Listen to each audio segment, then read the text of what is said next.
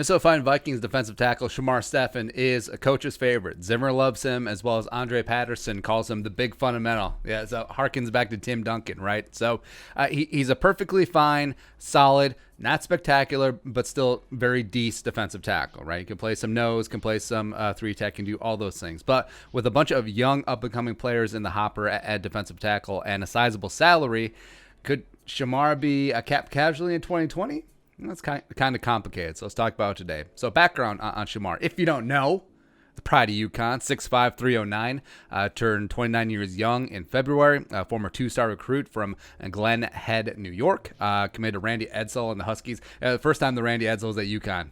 Yeah, senior season, racked up 60 tackles, 10 tackles for loss, 3 sacks. That was when Edsall had already left. I think Edsall went to Maryland, so Paul Pasquini was trying to run it back, and it didn't quite work. But came to the league, 7th-round pick, and was this nice hybrid defensive tackle. Like we said, could play some nose, could play some 3-tech, and just it became a really solid utility player. You got massive value in terms of a 7th-round pick out of Shamar Stephen. 2018, signed for a 1-year deal with Seattle, which is like, oh, Vikings West.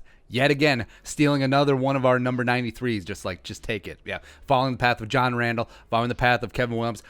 If Shamar Stephen is cut, I do not want James Lynch to take number 93, which is the number he wore in college as well as in high school, because that just means he's going to be a Seahawk. That's how things work. Numerology podcast coming soon. But 2019, and the Cats and the Cradle and the Silver Spoon. Prodigal son returned home, signing a 3-year, $12.45 million deal, and was last year recorded 21 tackles, 6 pressures, 1 sack, 58.2 PFF grade. And what it was is that in a lot of base, a lot of early downs, he was playing 3-tech next to Linval, who was playing the nose, and then was nose tackle in some passing situations, but just never really found his niche, right? And he's slated to count $5.033 million against the Vikings cap this season, but also $1.2 million of his $3.6 million base salary this year became fully guaranteed in March. So the Vikings are stuck with that tab.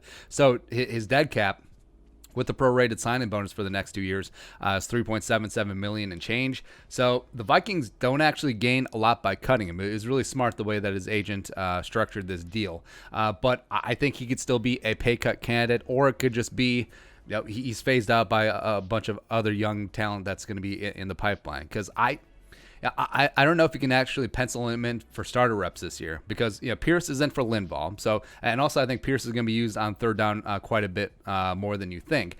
So that takes away some potential work for Shamar Stephen. Also, he's not that penetrator that you want at 3-tech if the Vikings are sticking with a 4-3 overlook, where you look for Armand Watts, you look for James Lynch potentially kicking inside, you look at Jalen Holmes, maybe he steps up, as well as our guy Hercules Madaafa, all looking for more work.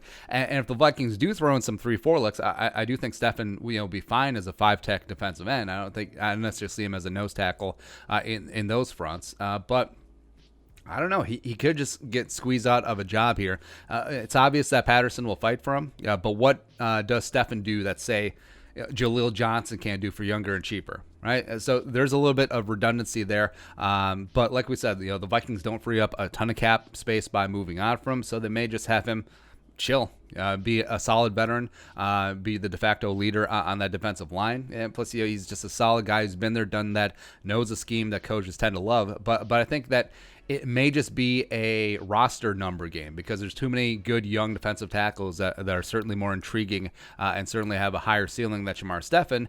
And last year they carried 10 defensive linemen on the opening 53. I don't see them expanding it to 11.